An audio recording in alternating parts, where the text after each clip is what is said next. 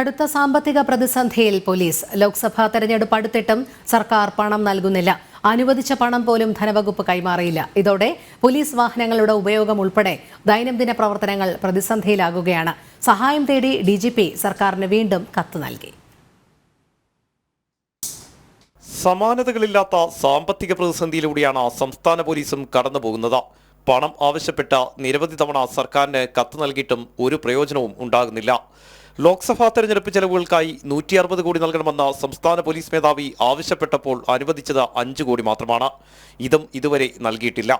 Police വാഹനങ്ങളിൽ ഇന്ധനം നിറയ്ക്കുന്നതിനും വാഹനങ്ങളുടെ അറ്റകുറ്റപ്പണികൾ നടത്തുന്നതിനും പോലീസ് കടുത്ത പ്രതിസന്ധി നേരിടുന്നുണ്ട്. പരാതികൾ നൽകാനെത്തുന്നവർ ഇന്ധനം കൂടി നൽകേണ്ട അവസ്ഥ പല പോലീസ് സ്റ്റേഷനുകളിലുമുണ്ടെന്ന് ഉദ്യോഗസ്ഥർ തന്നെ രഹസ്യമായി സമ്മതിക്കുന്നു. തമിഴ്നാട്ടിൽ തെരഞ്ഞെടുപ്പ് ഡ്യൂട്ടിക്ക് പോയ ഉദ്യോഗസ്ഥർക്ക് ഇതുവരെ TA-യും DA-യും പോലും നൽകിയിട്ടില്ല. ഇതോടെ ഇവരും പ്രതിസന്ധിയിലാണ്.